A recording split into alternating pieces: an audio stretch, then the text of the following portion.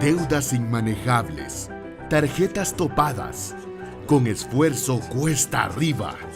A veces sientes que no puedes, pero poco a poco te vas dando cuenta que no hay decisiones pequeñas, porque cada decisión cuenta. Decisiones. Anímate y controla tus finanzas. Ahora queremos saludar a todos los que nos siguen por las redes sociales o nos siguen por radio, por televisión. Estamos en Ciudad de Guatemala, Iglesia Lluvias de Gracia Sede. Y este aplauso, por favor, es de cariño, es de saludo, es de bendición. Norte, Centro, Suramérica, Caribe, Europa y donde nos puedan estar escuchando. Hoy estamos iniciando una serie titulada Decisiones. Anímate y controla tus finanzas. Aunque por el proyecto que nosotros estamos abordando en estos días, por eso usted mira nuestra decoración como está. Al principio yo dije, Dios mío, se nos olvidó quitar los andamios, pero tenemos un proyecto especial.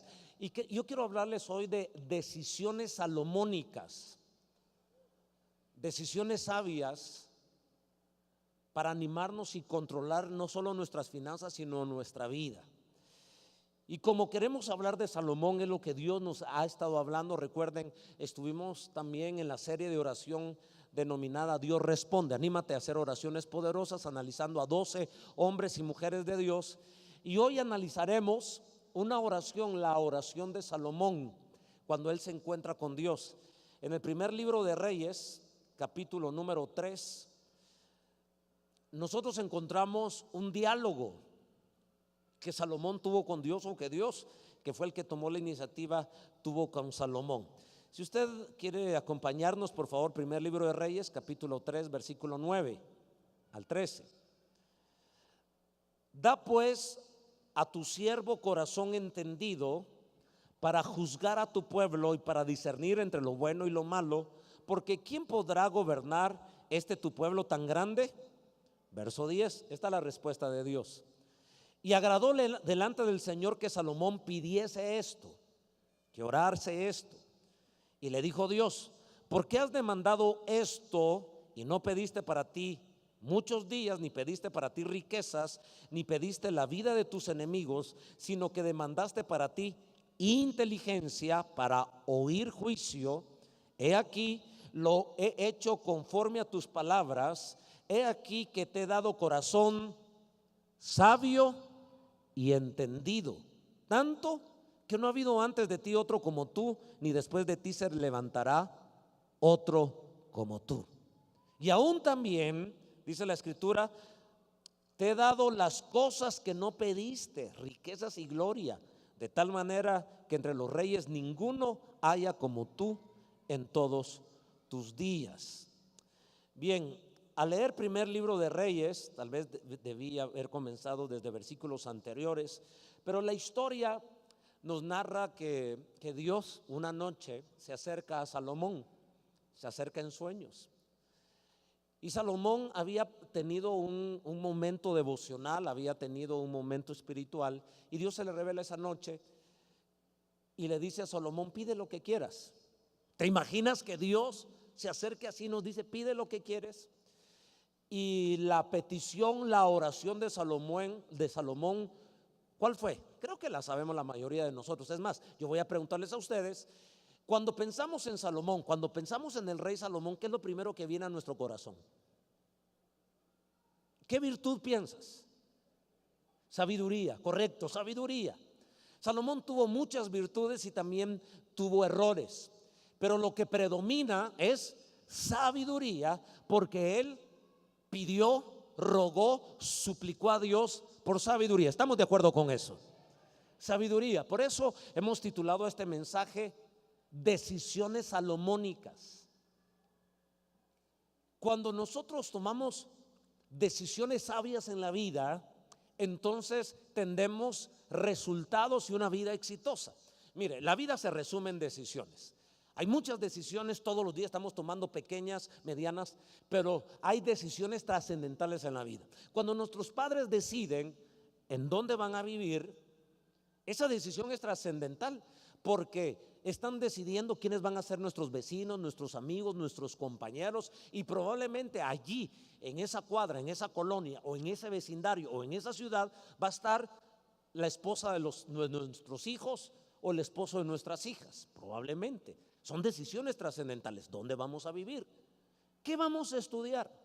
Cuando uno toma la decisión en diversificado o en la universidad, lo que uno va a estudiar, eso va a determinar nuestro futuro. Son decisiones grandes en la vida. Cuando uno determina con quién casarse, vaya si es magna esa decisión que tomamos en la vida. O nos va bien o nos va mal en esa decisión. Son decisiones casi irrevocables. Qué decisión tan importante. Y lo hacemos en la juventud. Tal vez no estamos con todas las luces, con toda la sabiduría, y a veces algunos solo con el corazón, con poco seso, con mucho corazón, y después tienen que cargar una cruz para toda su vida. Espero que no sea el caso de los que estamos aquí, y si así es, yo sé que Dios puede ayudarnos y cambiar nuestra cruz por algo en bendición, porque Dios puede transformar nuestro corazón y el transformar el corazón de nuestra esposa. Pero son decisiones claves con quién casarse. Si nosotros regresáramos el tiempo, yo tomaría la misma decisión: casarme con la misma mujer. Gracias a ese amén de un varón que acaba de enamorar a su esposa. A ese hombre hay que hacerle una buena cena el día de hoy. Los otros dijeron: ay, yo no estoy tan seguro. Bueno, se lo está llevando el diablo al pobrecito. Pero lo mismo le podríamos preguntar a la mujer. Si regresamos 2 décadas, 3 décadas, y tuvieras que tomar esa decisión, espero que te casaras con el mismo hombre. Ahí había otra hermanita que quieren que le aumenten la ayuda a esta semana. Pero solo estoy ilustrando que son decisiones gruesas en la vida, cardíacas, trascendentales. A ver, la decisión ante Jesús, la decisión de abrir o cerrar nuestro corazón determina la eternidad. ¿Me están siguiendo? Y creo que la mayoría de los que estamos aquí hemos tomado la decisión más salomónica, más sabia: rendirnos a los pies de Cristo y decir: Señor, en mis fuerzas no puedo, tú puedes salvar mi vida, creo en ti como mi Señor y Salvador. Son decisiones, son tan rápidas las decisiones que se dan, son procesos, pero cuando uno da el paso, ahora fíjese en Salomón. Dios se le revela y le dice: pide lo que quieras. En una respuesta, en una oración, él iba a determinar el resto de su vida. Qué importante tomar buenas decisiones en la vida. Es algo importante. Por 4 semanas Dios nos va a estar hablando. Quiero presentarles el menú de lo que vamos a estar hablando en los siguientes 4 domingos y en las siguientes 4 reuniones de nuestros grupos familiares o círculos familiares. Quiero solo mencionarle estas 8 decisiones que estaremos hablando, predicando, enseñando en el púlpito y en nuestras casas nuestros líderes. Primera decisión: el otro domingo hablaremos: anímate a tocar el corazón de Dios. Cuando uno toca el corazón de Dios, entonces uno está en la capacidad de tomar el control de la vida y de las finanzas. Segunda decisión: anímate a administrar fielmente. 3. Anímate a cambiar los sentimientos incorrectos hacia el dinero. 4. Anímate a ser próspero. 5. Anímate a iniciar tu negocio. 6. Anímate a sembrar en buena tierra. Séptima decisión: anímate a probar a Dios. A Dios se le puede probar, según Malaquías 8. La octava decisión y última: anímate a salir de tus deudas. Esas son 4 semanas que desde ahora creemos que Dios va a estar bendiciéndonos, edificándonos, y milagros van a pasar en nuestra vida. Mire, antes de conocer entonces algunas decisiones salomónicas a la luz de Salomón, consideraremos algunos enemigos que nos impiden tomar el control de la vida. A ver, lo que me viene a la cabeza, una analogía muy práctica, muy fácil de procesar, es cuando estamos enfrente de un televisor y alguien tiene el control en la mano. Generalmente el papá tiene el control en la mano, o la mamá, o uno de los hijos. Y el que tiene el control decide, lo quite, lo suba, lo pone, canalea. Y si tú no estás de acuerdo con él, te sientes incómodo. Si el hombre tiene el control, quiere ver su partido de fútbol. Si la mujer tiene el control, quiere ver una predicación poderosa. Son más espirituales las mujeres que nosotros los hombres. Bueno, debía haber dicho su película o su telenovela, ¿verdad? Si el hijo tiene el control en la mano, quizás quiere ver una serie de Netflix. Pero en fin, quien tiene el control es el que está mandando lo que pasa en la televisión. Lo mismo pasa en una habitación donde hay aire acondicionado. El que tiene el control le sube, lo baja y ahí están peleando si muy caliente o muy frío. ¿Quién tendrá el control de tus finanzas? ¿Quién tendrá el control de tu vida? ¿Sabe que en las finanzas, por lo menos, es un principio, antes de hablar de decisiones salomónicas, yo veo que hay 4 enemigos que nos imposibilitan o nos amenazan en quitarnos el control de nuestras finanzas? ¿A cuáles me refiero? Número 1, creo que este enemigo es la falta de visión. No tener metas ni propósitos es un enemigo, porque el tener una meta clara en la vida, una casa, un terreno, estar ahorrando para casarse, tener la universidad de los hijos o comprar algún bien, tener una meta, nos ayuda a tener el control, a esforzarnos por dibujar un presupuesto y alinearnos a ello. Qué importante es tener visiones y metas en la vida, porque si no, se nos va el dinero en la mano y ese es un enemigo. El segundo enemigo es la falta de conocimiento, es decir, la ignorancia. Cuando nosotros desconocemos revelación financiera, es decir, educación financiera, tenemos un problema, porque aunque nosotros tengamos una meta, pero no sabemos cómo hacerlo, qué complicado. Uno sabe que hacer un presupuesto es una de las claves del éxito, pero si uno no sabe cómo hacer un presupuesto, entonces uno va a tener ese problema y cómo alinearse a ese presupuesto. Así que hay algunas personas que han perdido el control de su dinero porque no tienen información, no tienen educación y conocimiento de la educación y tampoco disciplinas financieras. Pero hay un tercer enemigo, me parece, de nuestras finanzas, y a esto le llamamos falta de determinación, falta de carácter, falta de decisión en la vida. Todas las personas tenemos lindos sueños. Por ejemplo, tenemos la visión de tener salud, tenemos la meta de bajar no sé cuántas libras, 10 libras digamos.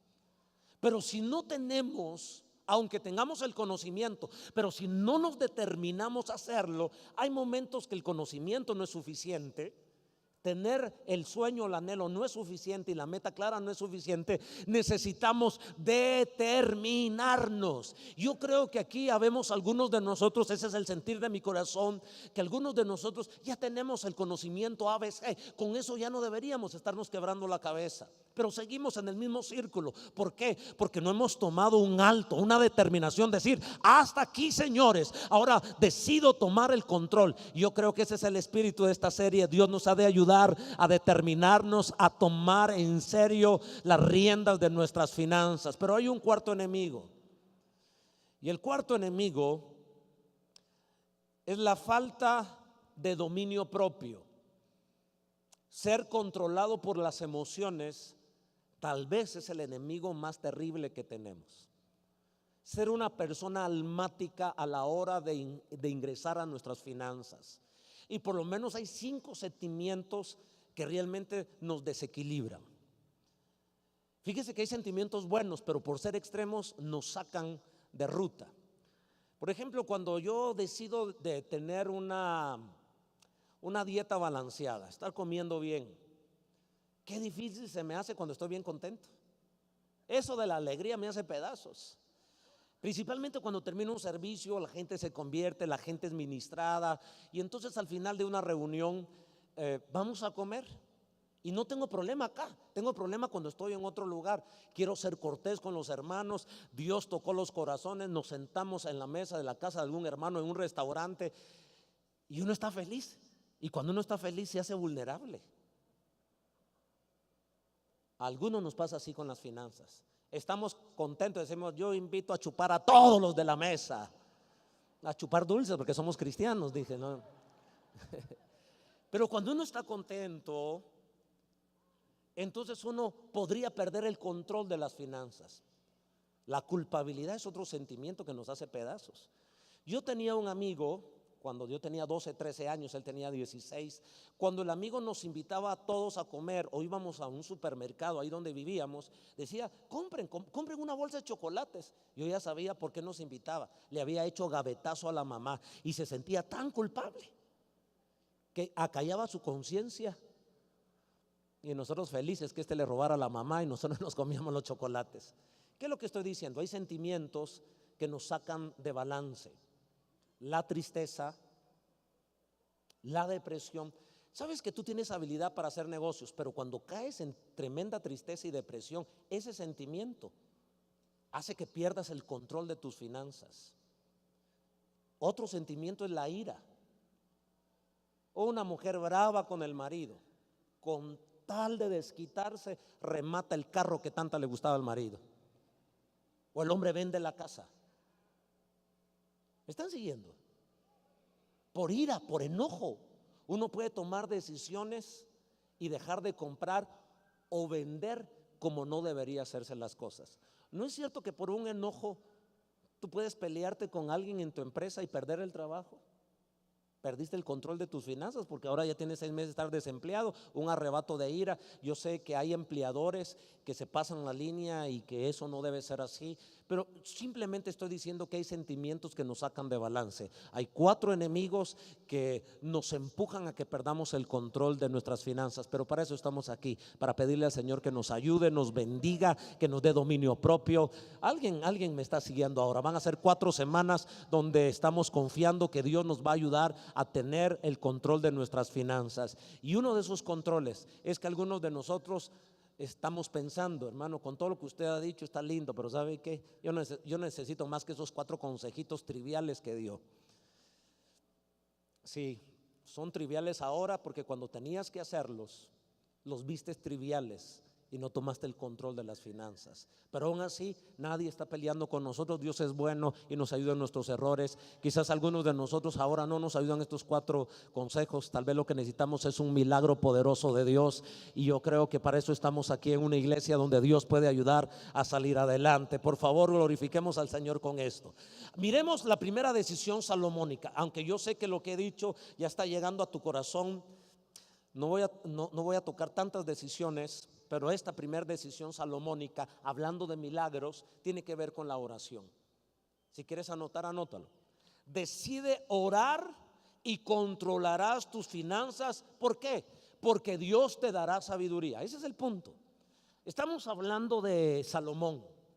Y uno se pregunta, ¿cómo Salomón llegó a ser tan próspero? ¿Por qué la nación de Israel, científicamente, es decir, sociológicamente, se ha comprobado que jamás Israel ha llegado a tener tanta tierra como la tuvo cuando Salomón reinó?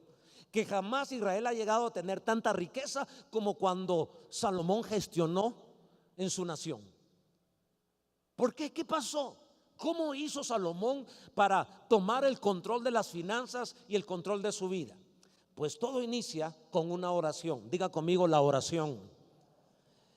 ¿Qué fue lo que Dios le dio a Salomón? Dios le dio sabiduría porque eso pidió. ¿Qué es la sabiduría? Es la capacidad de aplicar el buen conocimiento. Vean ustedes la diferencia entre la sabiduría helénica y la sabiduría judía, hebrea. La sabiduría para los griegos era saber bastante y saber bien. Pero para el judío la sabiduría era lo mismo que para el griego, pero la aplicación de esa sabiduría. O sea, de nada sirve saber mucho, pero no poner en práctica nada. Así que para el judío, para el hebreo, para el que lee la Biblia, la sabiduría es muy importante. Y eso fue lo que Dios le dio a Salomón. En ese capítulo número 3, versículo 9 al 13, lo hemos leído. Y él le pide: da pues a tu siervo corazón entendido para juzgar a tu pueblo y para discernir entre lo bueno y lo malo, porque ¿quién podrá gobernar tu pueblo tan grande? Y agradóle delante del Señor que Salomón pidiese esto. Eso fue maravilloso. Y le dijo Dios: porque has demandado esto y no pediste para ti muchos días, ni pediste para ti riquezas, ni pediste la vida de tus enemigos, sino que demandaste para ti inteligencia para oír juicio. He aquí lo he hecho conforme a tus palabras. He aquí que te he dado corazón sabio y entendido, tanto que no ha habido antes de ti otro como tú, ni después de ti se levantará otro como tú.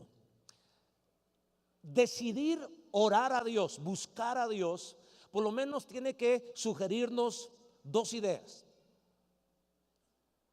Decidir orar para tomar el control de nuestras finanzas y que Dios nos dé sabiduría debe implicar dos cosas. La primera es priorizar a Dios. Decidir orar es decidir poner a Dios en primer lugar. Mire, no está mal cuando nosotros hacemos una oración de emergencia. Dios sáname, Dios provéeme, Dios restáurame. Creo que Dios es tan misericordioso y amoroso conmigo y con todos nosotros que cuando hemos clamado a Dios en una situación difícil, Dios nos responde y Dios hace milagros. ¿Sabe qué es lo que está mal? Cuando solo buscamos a Dios en necesidad. No está mal orar cuando tenemos necesidad. Está mal cuando oramos solo cuando tenemos necesidad. Salomón era un hombre de oración. No fue por un golpe de suerte que Dios se le apareció. El hombre constantemente buscaba a Dios. Por eso declaramos que esta iglesia es de oración, no solo la serie de oración. Somos una iglesia de oración todo el año. La oración no es un tiempo. La oración es un estilo de vida. Por eso la construcción que nosotros haremos, ese monumento, ese edificio que haremos, esa casa de oración que haremos, será por todo el tiempo que estemos en esta tierra, que hasta el Señor venga, porque va a ser la evidencia que nosotros no solo oramos una época en el año, nosotros necesitamos orar todos los días del año para seguir viendo milagros y bendición en nuestra vida. ¿Les hace sentido? Esto debe hacernos sentido en la vida. Está bien que tú llores cuando tengas emergencias, pero está mejor que tú ores cuando no tengas emergencias y quieras esperar que Dios visite tu vida. Vemos entonces que Salomón priorizaba a Dios. Atraerá sabiduría al poner a Dios en primer lugar en tu vida, porque el capítulo 3 y versículo 3 nos arroja una idea preciosa. Mire lo que dice el versículo 3 de ese primer libro de Reyes y capítulo 3. Mas Salomón amó a Jehová, andando en los estatutos de su padre David. El hombre amaba a Dios. No solo buscaba a Dios cuando tenía emergencia. Aquí habemos muchos que amamos a Dios y que no solo buscamos a Dios. Miren, ¿por qué habemos tantos hoy? No solo vinimos porque tenemos problemas. Hemos venido porque con problemas o sin problemas Dios se merece la alabanza, Dios se merece la rendición de nuestro corazón. Yo no creo que tú vengas el domingo a la iglesia solo cuando tienes dificultades. Nosotros venimos a la iglesia en todo momento. Ese era Salomón. Amaba a Dios. ¿Por qué Dios nos da sabiduría cuando oramos? Porque demuestra que nuestra oración estamos priorizando al Señor sobre todas las cosas. Pero en segundo lugar, la idea de orar a Dios, de decidir orar a Dios, es decidir creer que Dios es el secreto del éxito. Mire, la Biblia es un asunto de fe. Venir a la iglesia de verdad que es un asunto de fe. Nosotros creemos que al venir acá Dios se manifiesta en nuestra vida. ¿Es cierto o no es cierto? No tendría sentido si no tuviéramos fe. Venimos aquí porque esperamos una palabra que el Señor traiga de restauración, de sanidad, de provisión, de aliento, de ánimo, de consuelo. ¿Es cierto o no es cierto? Mire, sin fe no vendríamos a la iglesia. Sin fe no leeríamos la Biblia. Y sin fe no haríamos nada de lo que los cristianos hacemos. Cuando Dios se le revela a Salomón, se le reveló porque Salomón era un hombre que priorizaba a Dios, amaba a Dios y seguía los estatutos de su padre David. Salomón demuestra con esto en su oración que además creía en el Señor. Les voy a confesar algo que me ha impresionado. Lo he leído mucho, muchas veces he leído este capítulo y nunca había salido a la luz como ahora salió. Y le voy a decir que un poco apenado cómo salió esto. Porque yo tenía hecho el bosquejo para hoy domingo, pero hablando con los pastores decidimos enfocar el bosquejo con Salomón. Cuando estaba elaborando el bosquejo y estaba colocando los primeros versículos en la lectura inicial, Porque si uno lee todo el capítulo, algunos nos dormimos en todo el capítulo y perdemos la atención. Tienen que ser pocos versículos y tratar de atraer la atención. Y entonces yo quité el versículo 6 y 7, no lo quité de la Biblia, simplemente el bosquejo, porque yo dije, hoy no aporta el versículo 6, el versículo 7 a lo que estamos predicando. Sorpresa la que me llevé. Porque en un momento yo le pregunté a Dios, haciendo el bosquejo, le dije, Dios, ¿por qué le fue tan fácil a Salomón decidir por sabiduría y no por dinero? O por sabiduría y no por salud. O por sabiduría y no por vengarse de sus enemigos. O de sabiduría por cualquier cosa. Porque ya vieron a Jabes. Jabes oró por ensanchamiento de tierra, por bendición, y Dios le concedió lo que Jabes le pidió. ¿Y sabe qué fue lo que vino a mi corazón y a mi espíritu? Que si Salomón le hubiera pedido a Dios oro, Dios le hubiera dado solo oro. Si Dios hubiera escuchado que Salomón hubiese pedido fama, Dios le hubiera dado solo fama. Pero una decisión en un momento. Señor, dame una casa. El tipo no pidió casa, el tipo no pidió carro. No está mal pedir casa, no está mal pedir carro, no está mal pedir restauración familiar, no está mal pedir que Dios nos ayude en nuestras deudas. Pero está mejor cuando uno le pega en el centro a Dios, porque entonces tú no solo obtienes lo que estás pidiendo, sino obtienes más de lo que pediste y más de lo que te imaginaste. ¿Cómo se le ocurrió a Salomón pedir sabiduría? Porque no estoy tan seguro que si esta noche Dios se me aparece, bueno, después de esta prédica ya sé qué pedirle a Dios, pues. Pero si se me hubiera aparecido hace 8 días, yo le digo, Señor, hubiera pedido lo mismo que usted pide.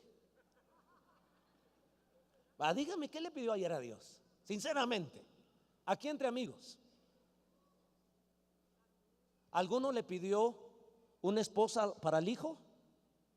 ¿Un esposo para la hija? ¿O alguno le pidió que Dios le quitara ese novio a la hija? ¿O esa novia al hijo? ¿O alguno le pidió una casa a Dios? Son cosas valederas. Algunos levanten la mano a los que le han estado pidiendo carro a Dios, un carro nuevo al Señor, un nuevo carro a Dios. Muy bien, gracias por esa honestidad.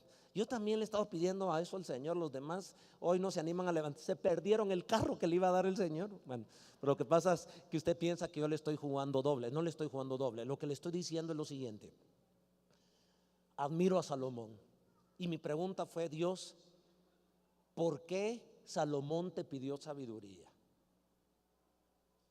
Porque tú le hubieras dado lo que él te hubiese pedido, pero tú le diste más de lo que él se imaginó y más de lo que él pidió. ¿Por qué? ¿Por qué pidió sabiduría? Y esta fue la respuesta que Dios me dio, que nunca la había visto. Los versículos que tú quitaste, ahí está la respuesta para la vida de Salomón, los que yo había quitado. Entonces fui a ver lo que había quitado y léalo conmigo, versículo 6 y versículo 7. Espero que se asombre como yo me asombré de esta luz que Dios nos dio. Dice el versículo 6: cuando Dios le pide, dice, pide lo que quieras. Mire cómo entabla su conversación, cómo elabora, cómo argumenta Salomón. Y Salomón dijo: tú hiciste gran misericordia a tu siervo David mi padre, porque él anduvo delante de ti en verdad, en justicia y con rectitud de corazón para contigo. Y tú le has reservado esta tu gran misericordia, en la que diste hijo que se sentase en su trono, como sucede en este día. Me quedé con la boca abierta.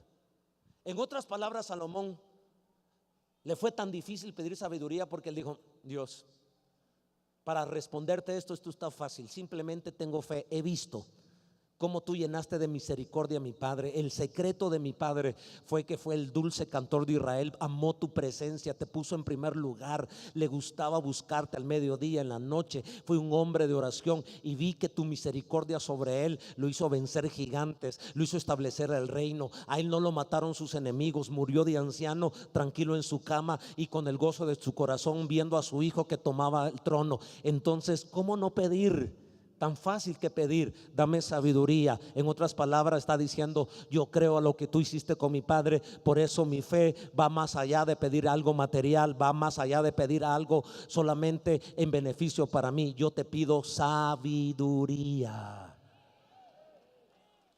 ¿Sabe cuál es el secreto?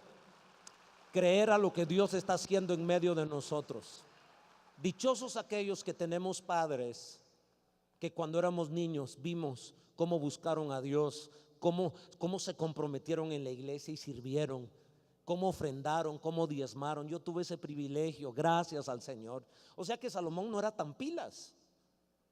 Vio a su papá y vio lo que el papá hizo. David fue un hombre generoso. David fue un hombre que atrajo la misericordia de Dios. Y cuando Dios le pide a Salomón, Salomón le dice: Señor, yo vi cómo trataste a mi papá. Él tocó tu corazón, atrajo tu misericordia. Es el secreto y le diste todos los deseos de su corazón. Entonces yo también quiero lo mismo. Dame sabiduría. Cuando tú pides sabiduría, entonces Dios te ayuda a tener el control de tus finanzas, el control de tu vida. Tú pides sabiduría y ¿sabe qué le dice Dios? Por cuanto pediste sabiduría, yo te alargaré los días. Eso quiere decir, te daré salud. Yo te daré en tus manos a tus enemigos. Eso quiere decir, tendré paz en tu reino. Dios nos puede dar todo lo que nosotros no estamos pidiendo cuando pedimos sabiduría. Y hace sentido, porque cuando tú pides sabiduría, no solo tienes la capacidad de generar recursos, administrar recursos y multiplicar recursos. Alguien puede recibir riqueza, pero recibir riqueza no lo hace un rico permanente. La sabiduría sí lo hace a uno un rico permanente. Hay boxeadores que ganan millones y millones de dólares, pero si no tienen la sabiduría, a los meses, a los años terminan como Mike Tyson, sin ninguna plata. Así que todos debemos pedir, dígalo conmigo, sabiduría. Hay una segunda decisión salomónica. La primera es orar pidiendo sabiduría, y la segunda es aprender a decidir ser generoso. ¿Sabe por qué? Porque la generosidad hace que el dinero no nos controle. Esto es de control. O tú controlas el dinero o el dinero te controla a ti. La avaricia, la codicia está destruyendo nuestra vida, nuestra alma. Por eso nuestras naciones se pudren, se rompen, por la avaricia, por la codicia. Codicia de poder, codicia de dinero. Esas son las luchas que tenemos en Guatemala. Porque raíz de todos los males es el amor al dinero. No el dinero, no las cosas materiales, ese sentimiento, ese amor al dinero. Ahora, ¿qué fue lo que sucedió con Salomón? Salomón fue un hombre generoso. Diga conmigo, generosidad. No son las únicas dos decisiones, estaremos hablando de más decisiones, pero por hoy, si usted logra captar en su espíritu que la oración para pedir sabiduría es la puerta que nos ayuda a tomar el control de nuestra vida y el control de nuestras finanzas, milagrosamente, porque Dios no solo nos da sabiduría, sino también nos da lo que no hemos pedido y lo que no nos hemos imaginado. Pero ahora síganme con esto. En el capítulo siempre 3, yo veo que nuestro personaje Salomón fue muy generoso, porque algunos se preguntará, ¿qué estaba haciendo o qué hizo Salomón horas o días antes de que Dios se le revelara, de que estuviera en oración, cuando Dios le dio sabiduría? ¿Qué estaba haciendo Salomón?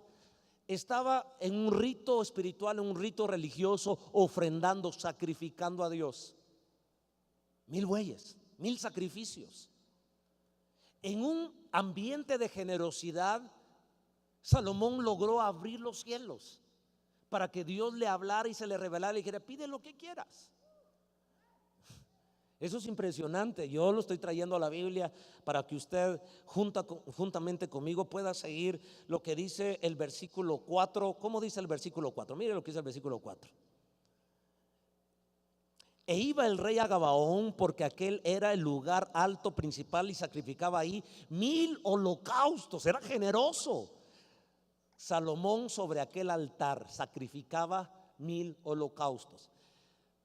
Los da. En la noche se le revela a Dios. Él despierta, se da cuenta que es un sueño, regresa a Jerusalén y ¿sabe qué es lo que hace? sella lo que ha recibido, vuelve a entregar una ofrenda. Ahora yo estoy en el versículo, ya no solo el versículo 4, el versículo 15, y miren en la pantalla el versículo 15 dice de esta manera: cuando Salomón despertó, vio que era un sueño, y vino a Jerusalén y se presentó delante del arca del pacto, o sea, la presencia de Jehová, y sacrificó holocaustos y ofreció sacrificios de paz, e hizo también banquete a todos sus siervos. Diga conmigo: generosidad. Salomón fue un hombre generoso. Salomón fue un hombre de oración. Todo lo demás es historia, aunque obviamente hay algunas otras decisiones para tomar el control de nuestras finanzas, tener dominio propio, aprender a negociar, tener inteligencia emocional, que son otros aspectos que Salomón tuvo. Pero sabe que darle a Dios lo que a Él le pertenece, ser generoso en la vida, no solo con Dios, aunque usted sabe que cuando le da al pobre también es generoso con Dios, porque el que el pobre da, a Jehová presta. Pero cuando uno entiende que la generosidad se desprende porque uno está viendo el rostro de Dios, haya necesidad o no haya necesidad, por principios de fe o principios de obediencia, tiene que saltar a nuestra cabeza Proverbios 10:22, porque decidir ser generoso controlará nuestras finanzas. ¿Por qué? Porque Dios nos proveerá libertad, y eso es muy importante. La generosidad trae como cosecha libertad. Libertad emocional, libertad espiritual y libertad financiera. A ver si me está siguiendo. Nuestro corazón está luchando con Mamón, con el Dios del materialismo, con el Dios del dinero. Y cuando uno se aferra en la avaricia, en la codicia, uno no tiene paz, uno no tiene tranquilidad. ¿Qué dice Proverbios 10:22? La escritura dice, en la Reina Valera: la bendición de Jehová es la que enriquece y no añade tristeza con ella. Mire cómo dice esta versión en la pantalla: la bendición del Señor trae riquezas y nada se gana con preocuparse. ¿De qué sirve tanta plata si tenemos depresión, si tenemos ansiedad, si tenemos miedo? Pero la bendición de Dios, cuando Dios decide, ese es el corazón de nuestro Padre Celestial. Él nos quiere enriquecer porque sabe, no toda prosperidad o la prosperidad no se reduce en dinero. La prosperidad es un tema integral: alma, cuerpo, espíritu. Amado, yo deseo que seas prosperado en todas las cosas y que tengas salud, así como prospera tu alma. Gracias, Dios, porque tú nos amas integralmente: el alma, el espíritu, el cuerpo. La generosidad produce libertad financiera, porque la Biblia está llena de pasajes, de versículos, y tiene amarrado el verbo dar con recibir. Y yo creo que cuando nosotros contribuimos a Dios, pasan milagros grandes. Fíjese que este proyecto que estamos llamando Proyecto Salomón, diga conmigo: Proyecto Salomón. Porque cuando hablamos de Proyecto Salomón estamos hablando de oración. Él construyó un templo, pero Salomón sabía que era una casa de oración. Yo leo para ustedes este texto que nos ilustra cómo estuvo amarrado en las manos de Dios el proyecto de la generosidad. Primero Reyes 9:3, estamos hablando de que cuando nosotros somos generosos de toda índole, pero cuando vemos a Dios y lo conectamos a Dios con palabras, con talentos, con dinero, hay muchas maneras de expresar nuestra generosidad, pero literalmente dice así el versículo 3: y le dijo Jehová: yo he oído tu oración y tu ruego que has hecho en mi presencia. Yo he santificado esta casa que tú has edificado, para poner mi nombre en ella para siempre, y en ella estarán mis ojos y mi corazón todos los días. Hermano, yo creo que eso puede pasar en tu casa, eso puede pasar en tu empresa, eso puede pasar en tu familia, que tú edifiques algo para la gloria de Dios, para verdaderamente levantar la fama del Señor, que Dios te diga: yo he estado aquí y quiero decirte que pondré mi nombre para siempre en esta tu casa, en este tu negocio, en este tu proyecto, en este edificio que estás construyendo. Alguien puede tener fe, alguien puede creer en estos principios. Eso es lo que estamos enseñando.